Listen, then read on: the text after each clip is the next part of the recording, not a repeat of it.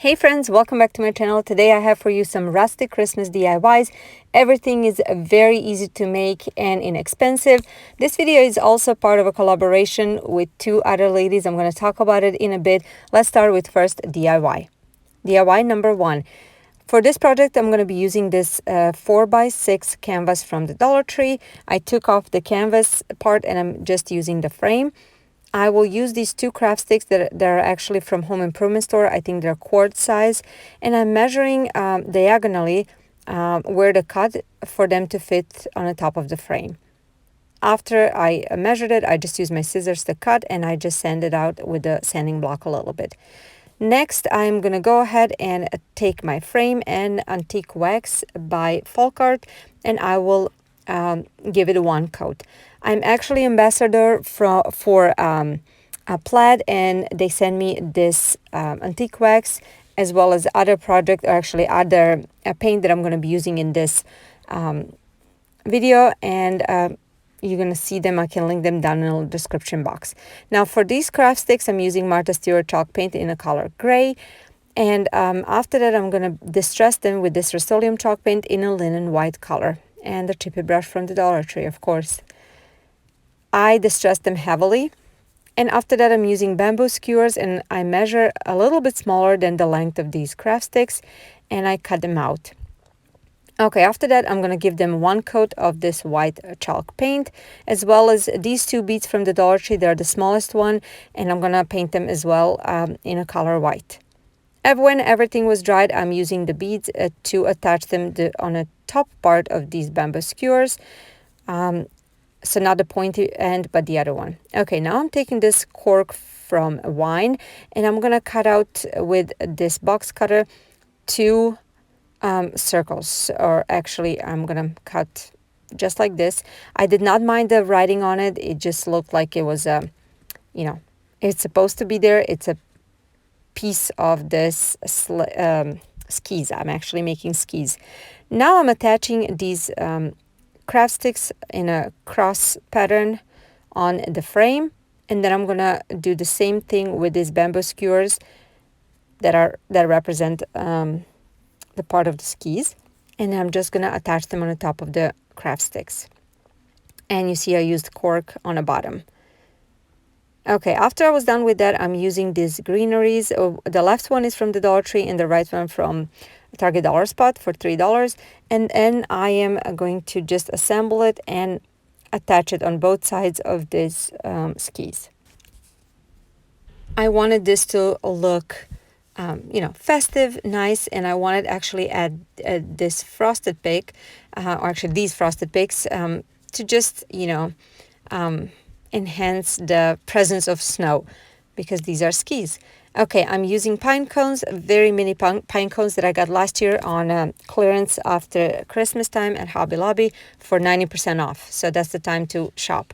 And this is it for this project. I absolutely love it. I think it's so cute. Now I made a mini version. Of course, you can make as large as you want.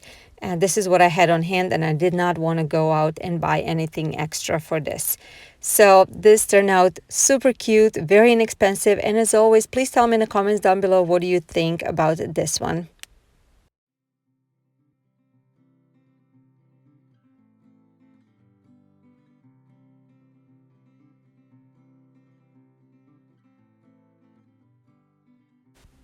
As I mentioned, this video is part of the Christmas collab with these two wonderful ladies. It is Bree over at Bree's Arts, and it is Angela from Angela Jones DIY. I love these two ladies. They're very, very talented. They're new to YouTube, so if you're not part of their channels, please go ahead and check them out. They have great ideas. I'm going to have their channels linked in the description box, as well as the playlist for this collaboration, so you see what they created. Don't forget to go ahead and check them out. Okay, DIY number two. For this project, I'm using this sign. It actually came from Target Dollar Spot, and it was $3, but I purchased it at Dirt Cheap for 90% off, so I paid 30 cents for it. So I'm going to leave that aside as it is, because I liked the saying on it, so it's going to be double-sided sign. Next, after I took off the hanger part and the sticker, I'm taking this Waverly chalk paint in a color moss, and I'm giving this back part of the sign a very good coat. So I wanted this sign to look very nice and Christmassy.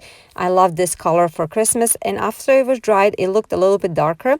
So I decided to take this folk art chalk paint in the color sage, just to distress it a little bit to add that kind of a lighter factor, but I didn't want to overdo it. Because I'm going to be using stencil and white chalk paint. So this stencil came from a company that sent it to me. It comes with many different ones, and these are the all that they sent to me in one package. I cannot wait to use them. Look how gorgeous they are. I'm going to link their store in the description box so you can go ahead and check it out. Okay, after I secured it with the masking tape, I'm using a sponge and a Rust-Oleum chalk paint in a linen white color, and I am dabbing the paint on. I'm actually cleaning off the excess, or actually dabbing the excess first on a paper towel, and then I'm just applying it because I didn't want it to bleed. And this is the most satisfying part, a revealing process. I absolutely love how it turned out.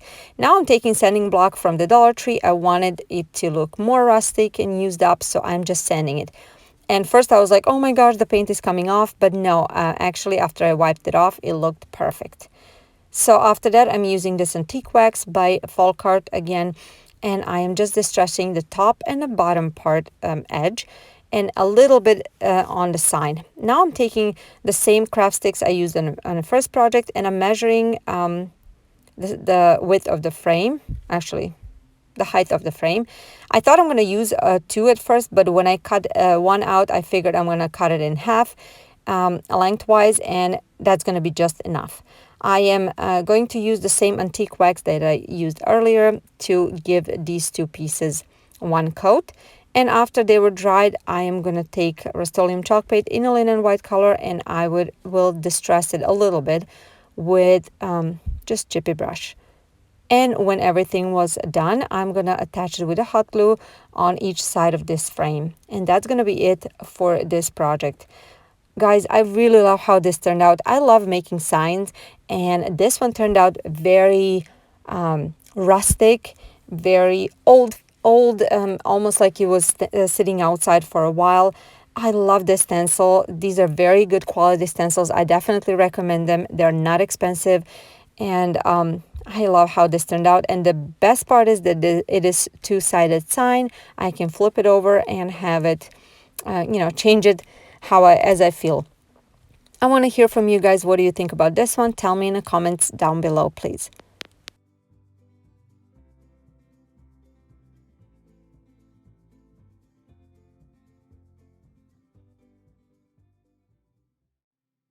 For all of you that are new, welcome. I'm Jelena. I'm a stay-at-home mom of two kids, love crafting and doing DIY projects. Everything is on a budget, very, very minimal budget, and mostly rustic and farmhouse style, but I do explore some modern style as well. If something like that interests you, please watch my other videos, like all the videos. That means so much to me and helps my channel getting promoted on YouTube and shows me that you love those type of videos. Also, if you're new, please subscribe with the notification bell on so you don't miss any of my future videos.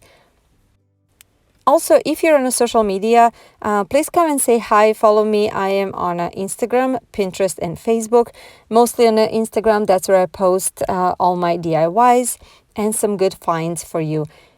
And my regular upload times are Tuesdays and Fridays at 10 a.m. Central Standard Time. Just a little reminder, things do change depending on the collaboration, but I always try to let you know in advance. Okay, guys, let's go ahead and start with this DIY number 3.